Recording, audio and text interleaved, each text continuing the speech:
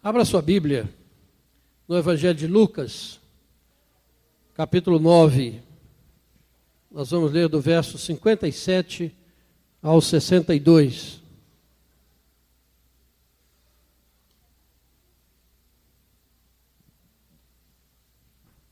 Lucas 9, 57 a 62.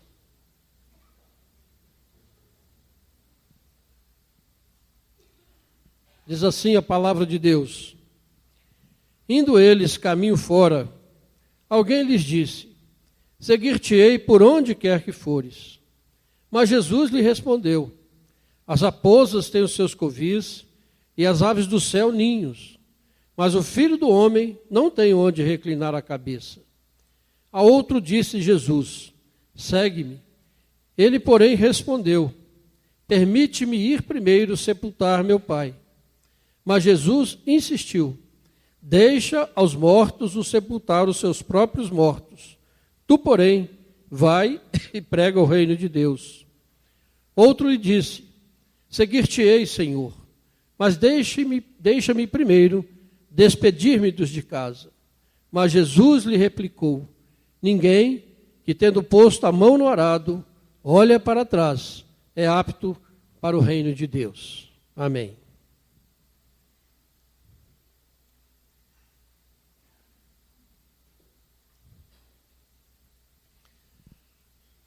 Há no coração de todo crente sincero o desejo de ver a obra de Deus progredindo, o desejo de ver a sua vida espiritual sendo aprofundada. Há no coração do crente sincero um desejo de ver a sua igreja animada, avivada, restaurada. Há no coração de todo crente um desejo profundo de ver o mover de Deus no meio da igreja, do seu povo, e às vezes expectativas grandes de ver algumas coisas mais extraordinárias acontecendo. Isso faz parte da nossa vida cristã, o desejo de progredir sempre. Mas acontece que algumas pessoas acham que isso virá através do seu esforço pessoal, virá através da prática das disciplinas espirituais, de participar de um número maior de atividades, que isso então virá e vai aquecer o seu coração e vai mudar a caminhada da igreja. Mas nós precisamos entender que o reavivamento, tanto pessoal quanto um reavivamento da igreja, uma restauração, uma revitalização da igreja, é obra do Espírito Santo. E não o resultado dos nossos esforços. Não somos nós que vamos fazer esta obra, mas é o Espírito Santo que será derramado sobre a igreja. E a igreja, então, caminhará de modo diferente. Então, eu e você, cada um de nós, vamos caminhar de um modo diferente, porque o Espírito de Deus estará sobre nós. Mas o que é esse avivamento? O que é uma igreja avivada? Uma igreja avivada, resumindo, é aquela igreja onde o fruto do Espírito é prioridade, onde o fruto do Espírito é produzido na vida de cada crente. Uma igreja cheia do mover do Espírito não é simplesmente uma igreja cheia de dons espirituais, mas é a igreja onde o fruto do Espírito é produzido na vida de cada um dos crentes.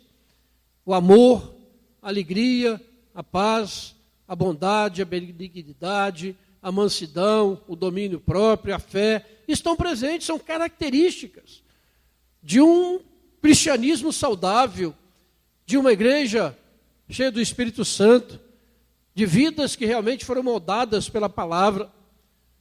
O fruto do Espírito é prioridade. O fruto do Espírito é buscado, e não os dons espirituais. E às vezes isso causa muita confusão.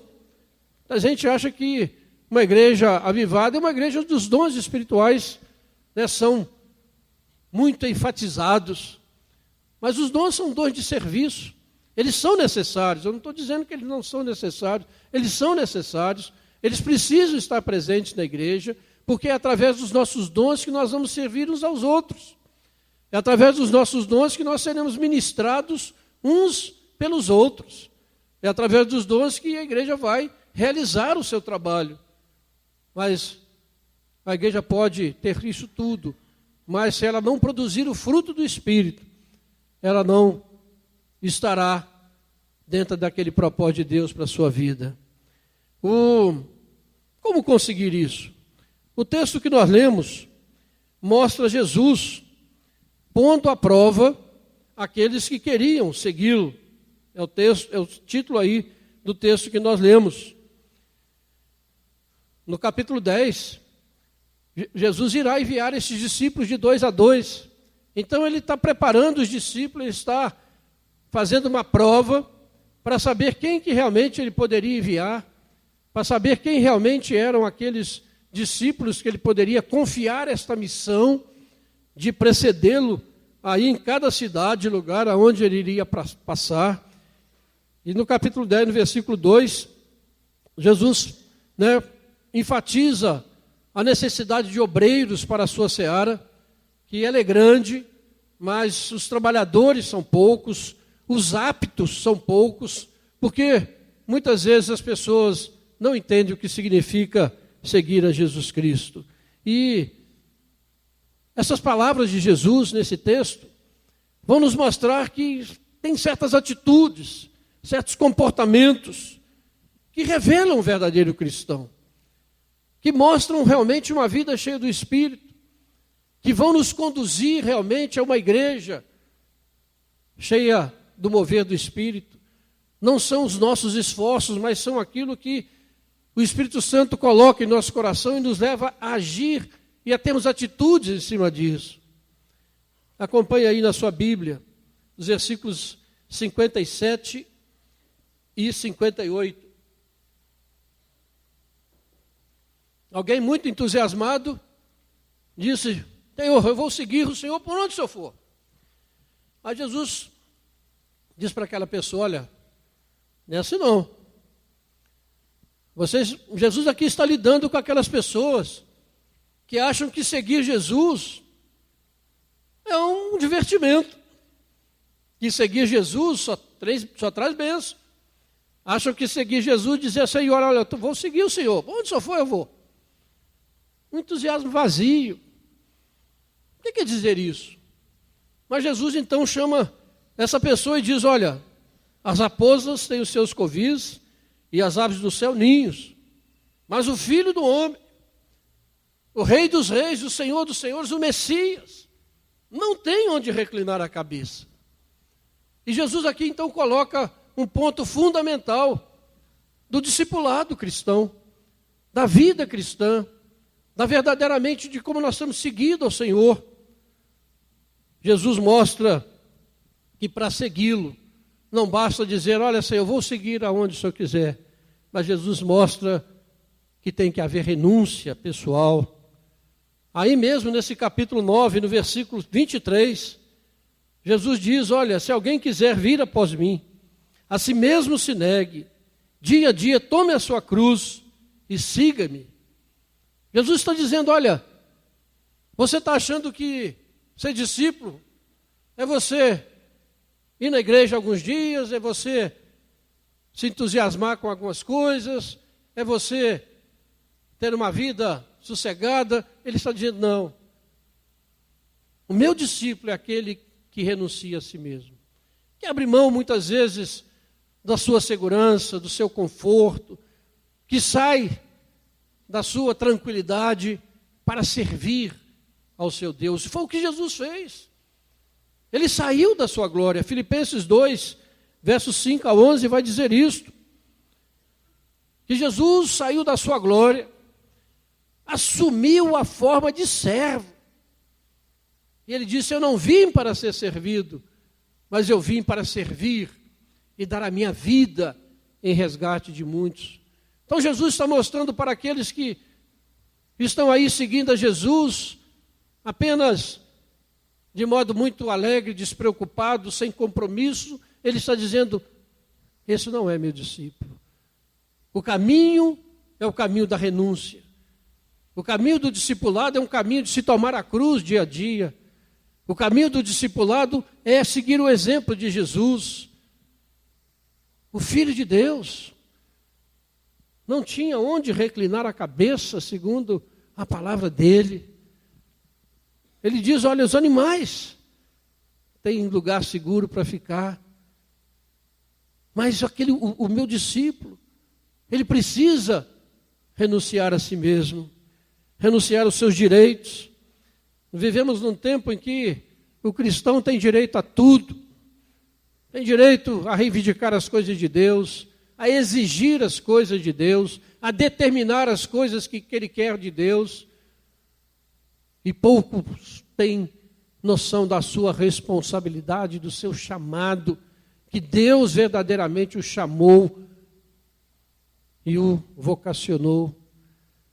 Por isso, meus irmãos, a primeira condição que Jesus coloca aqui para o discipulado é a renúncia. O que você tem renunciado para seguir a Jesus Cristo? Ou você segue Jesus Cristo sem qualquer compromisso? O dia que der, na hora que puder, o dia que eu estiver disposto, ou você realmente abre mão de alguma coisa para servir a Deus? O que é que tem te custado o discipulado cristão?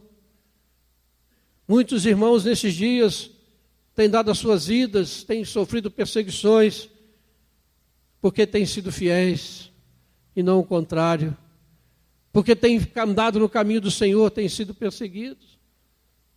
E a Bíblia diz que aqueles que querem viver piedosamente serão perseguidos de uma maneira ou de outra. Vimos na lição de hoje de manhã, falando sobre Isaac e Ismael, que os Isaques, os descendentes de Abraão pela fé, serão perseguidos pelos Ismaéis, os meio-irmãos. É uma coisa muito interessante. Por isso o Senhor Jesus disse, olha, me seguir não é apenas dizer, olha, Senhor, eu vou andar atrás do Senhor, eu vou para onde o Senhor quiser. Mas na hora que a coisa aperta, Jesus chama lá, você vai renunciar a si mesmo para me seguir? Não, muda de conversa, Senhor. A coisa está ficando muito apertada, está ficando muito difícil.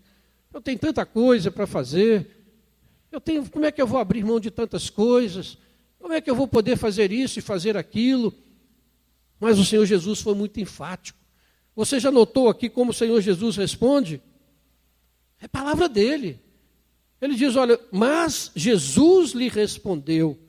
Depois diz, mas Jesus insistiu. Mas Jesus lhe replicou. Jesus não diz que segui-lo é uma tarefa fácil. Nesse mundo caído, nesse mundo que jaz no maligno, ser um cristão, um seguidor de Jesus, sendo um discípulo autêntico, querer ver uma igreja avivada, você tem que renunciar a si mesmo. Muitas vezes reclamamos que a igreja não está caminhando, que a igreja está assim, está assado, está fria, mas o que você tem aberto mão? O que você tem renunciado? Ou não tem te custado nada? O Senhor Jesus disse, olha, as aves dos céus têm seus ninhos, as raposas os seus covis, mas o Filho do Homem não tem reclinado a cabeça. É isso que Jesus nos oferece. Um desafio de tomar a cruz dia a dia, de abrir mão, morrer para si mesmo, negar-se a si mesmo. Mas nós estamos acostumados a um cristianismo onde nós temos um Deus que nos serve. Nós temos alguém que vai nos servir. Nós temos alguém que vai fazer algo por nós. Alguém que vai orar por nós. Alguém que vai cantar por nós. Alguém que vai na igreja por nós. Alguém que vai adorar por nós. E nós só queremos receber. Mas o chamado cristão é para que você renuncie a si mesmo, se for necessário. Renuncie à sua própria vida, se assim for necessário, para que o reino de Deus seja plantado, expandido, para que você tenha uma igreja verdadeiramente cheia do fruto do Espírito. Mas o Senhor Jesus prossegue.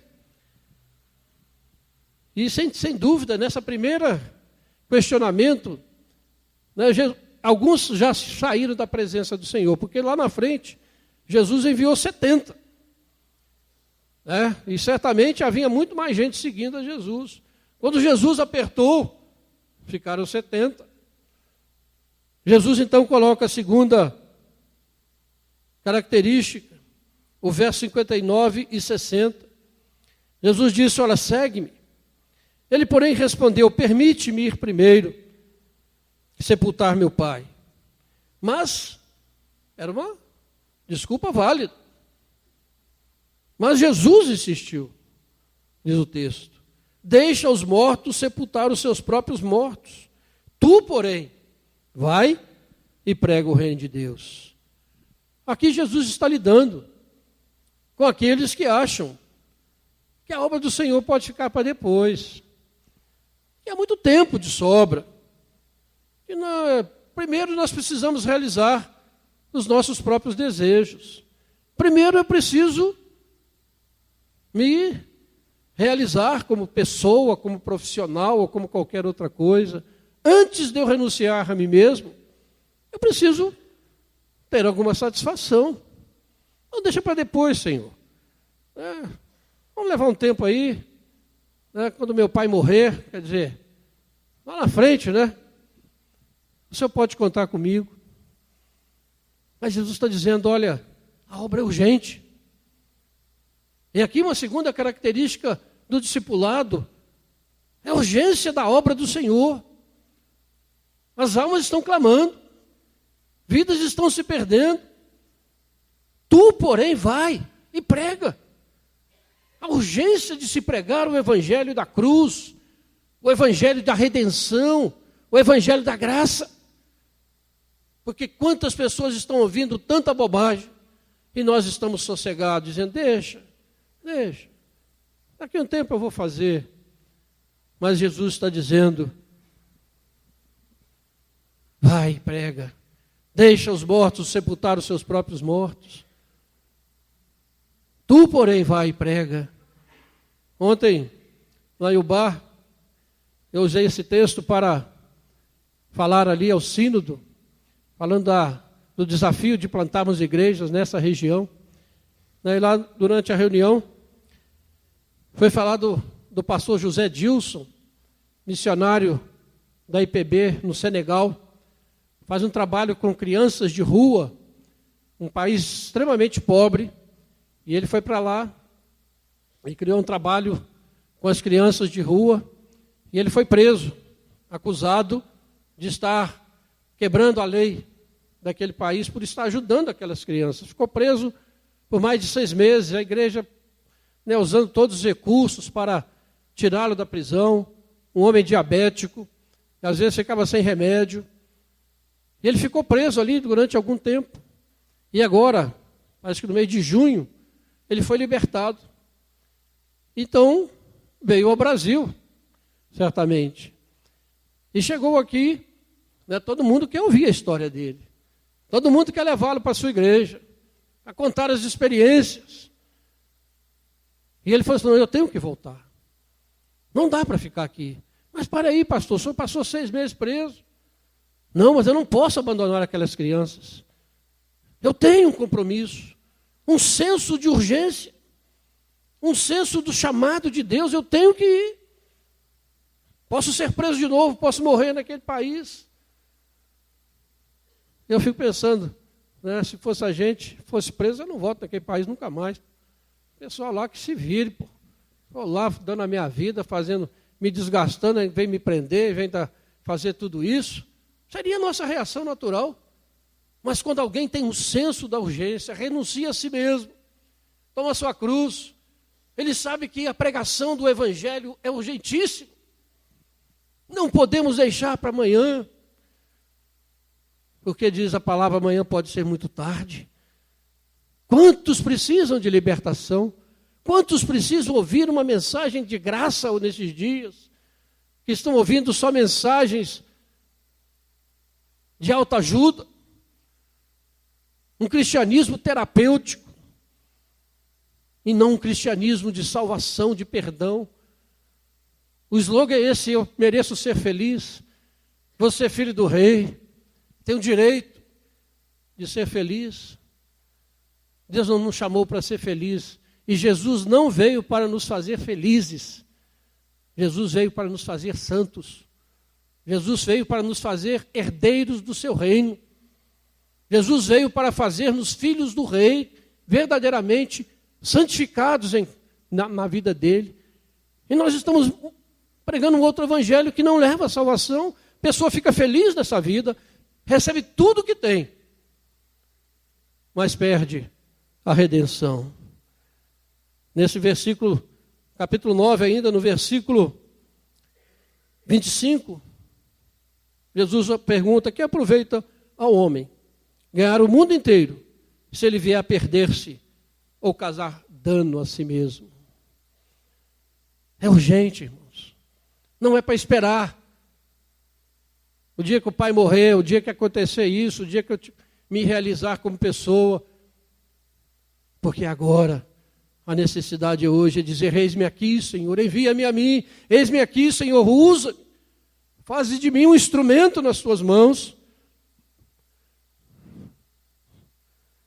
Nós temos tido esse senso da urgência. Queremos realmente uma igreja viva, avivada, cheia de entusiasmo. Não é ficar multiplicando coisas para fazer, mas é ter uma atitude da urgência de se pregar o evangelho da salvação, que liberta o pecador, que transforma pecadores em santos, e não apenas pessoas menos felizes em pessoas mais felizes. É um desafio que nós temos diante de nós nestes dias. Quem quiser me seguir, diz o Senhor, toma a sua cruz e siga-me. Vá fazer essa obra agora, urgente. Essa palavra é tanto para os mais novos quanto para os mais velhos, porque vidas estão sendo ceifadas sem conhecer a graça de Deus. Vidas estão sendo enganadas por um evangelho falsificado. Tu, porém, vai e prega o evangelho, porque esse é o desafio do nosso tempo. Renúncia. Quem quer me servir, negue-se a si mesmo, toma a sua cruz e siga-me. O cristianismo não é oba-oba. O cristianismo não é festa todos os dias. O cristianismo é compromisso com Jesus Cristo, com o seu reino. É o compromisso de proclamar que Deus estava em Cristo reconciliando consigo o mundo. O cristianismo é ter senso da urgência da nossa missão. Não é ficar esperando. Não é ficar sentado e sossegado. Mas é dizer: Senhor, usa-me. Como tu queres. Aonde tu queres, da maneira que tu queres. E não da maneira que eu quero. Qual tem sido a nossa resposta?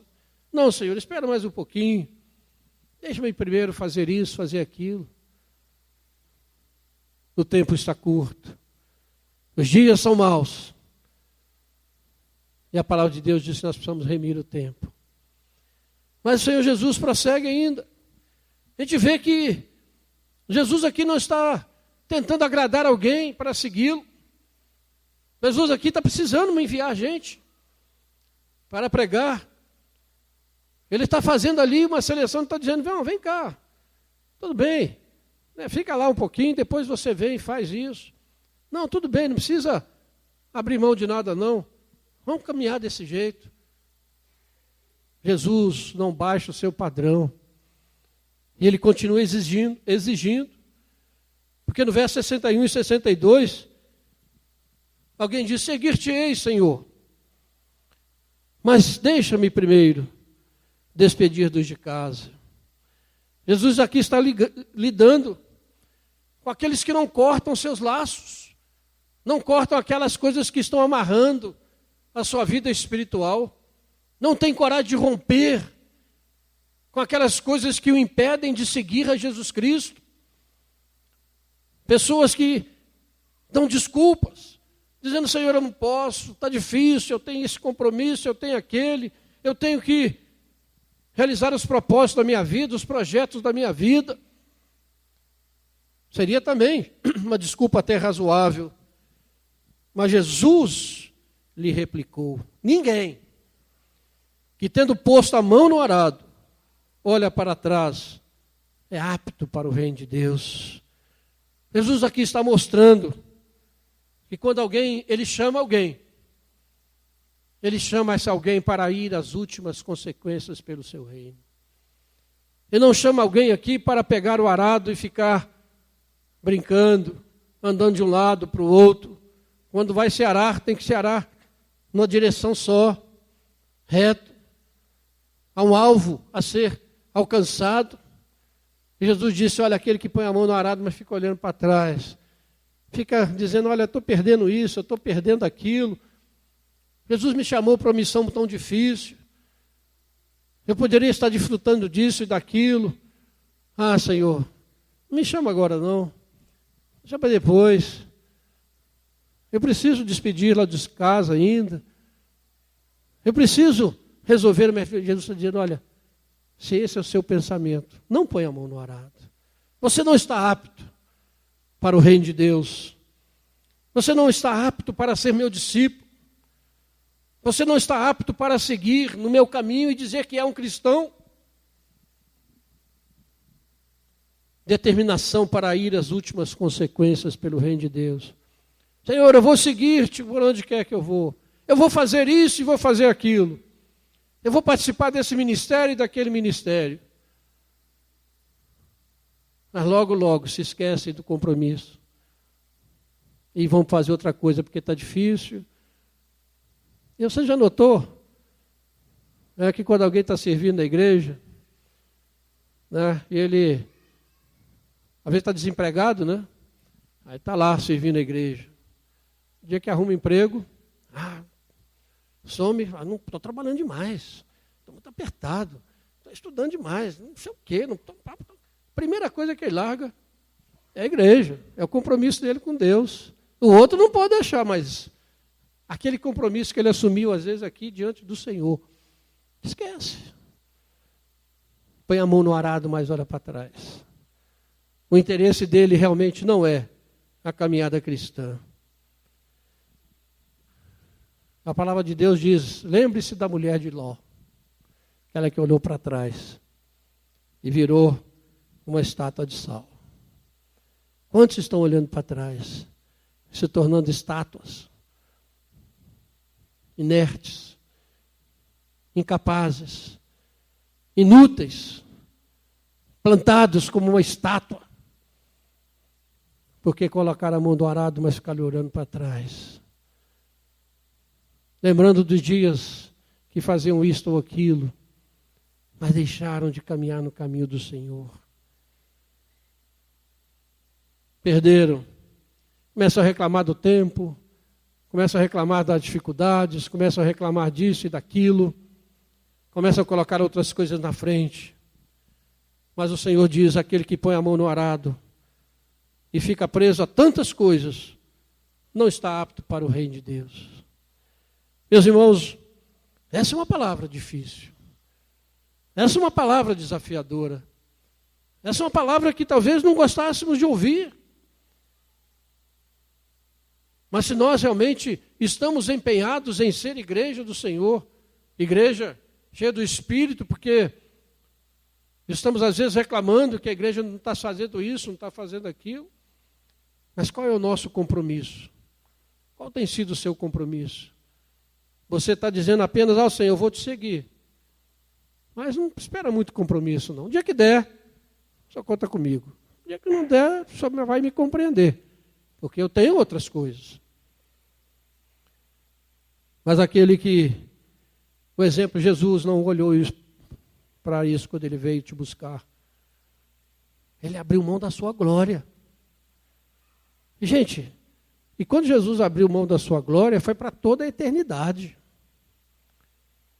Jesus assumiu a forma de servo, na figura humana, e ele fez isso por toda a eternidade. Ele é a segunda pessoa da Trindade. Deus é Espírito. O Espírito Santo é um Espírito que nós não podemos ver. Mas Jesus se fez carne e tornou um de nós. e será como um de nós por toda a eternidade. Ele abriu mão, porque ele queria resgatar a mim e a você. Ele não mediu esforço. Ele não mediu esforço. O que você tem renunciado para servir ao Senhor? Nada. Nada. Nem um soninho de manhã para vir à escola dominical. O que você tem renunciado? Jesus disse, tu, porém, vai e prega. Nós temos uma missão urgente. Uma missão urgente nesses dias do fim. Se você está acompanhando, se você conhece a Bíblia, está acompanhando o que está acontecendo no nosso mundo, você está sabendo. Se você está ouvindo o que está acontecendo na igreja, você está sabendo. As profecias estão se cumprindo de uma maneira tremenda. Tremenda, tremenda. E o tempo está se esgotando. É hoje, é agora. Tu, porém, vai e prega o reino. Prega o evangelho verdadeiro. Viva este evangelho na sua vida. E se você pôs a mão no arado, se você está querendo servir ao Senhor, fazendo alguma coisa, mas você tem tanto impedimento, não consegue cortar as coisas que te atrapalham, cuidado, você não está apto para o reino. Se Deus te chamou, atenda o chamado, sirva. Jesus não está aqui, como eu disse, querendo ter 150, 200, 300 homens para irem na frente dele. Veja o versículo primeiro. Depois disso o Senhor designou outros 70. E os enviou de 2 em 2, para que os procedessem em cada cidade e lugar aonde ele havia de ir. Jesus quer gente fiel, dedicada, comprometida. Gente que entende a urgência da sua missão. Gente que está disposto a ir às últimas consequências pelo reino de Deus. Você é esse cristão? Você é essa cristã? Ou você acha que apenas se você fizer mais algumas coisas, você vai chegar lá? Isso vem do Senhor. Isso é graça de Deus. Isso vem do Senhor, mas nós precisamos dizer, eis-me aqui, Senhor. Faze de mim um instrumento da tua graça. Vimos hoje pela manhã, o prefeito Fátima citou aqui, que quando nós servimos ao Senhor com os nossos bens, nós levamos pessoas a glorificarem a Deus, a renderem graças a Deus, levamos pessoas a orarem por nós, levamos pessoas a verem que o nosso evangelho é autêntico e que nós há uma superabundante graça. É isso que o Senhor quer de nós. Esse é o desafio da palavra de Deus para a sua vida nessa noite. Poderia ser uma palavra mais tranquila e mais fácil, mas essa que o Senhor trouxe para você hoje. E que ela possa realmente prosperar na sua vida, na vida da igreja do Senhor, para que o nome do Senhor seja exaltado e glorificado.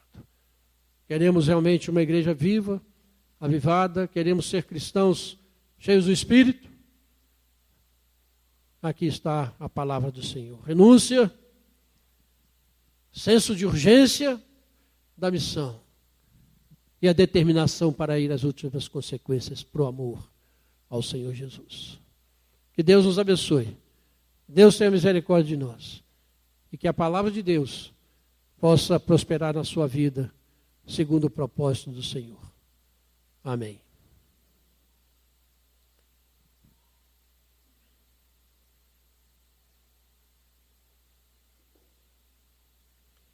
Senhor Deus, nosso Pai, obrigado pela Tua palavra, Senhor. Porque a Tua palavra é viva, Senhor, ela é do Senhor.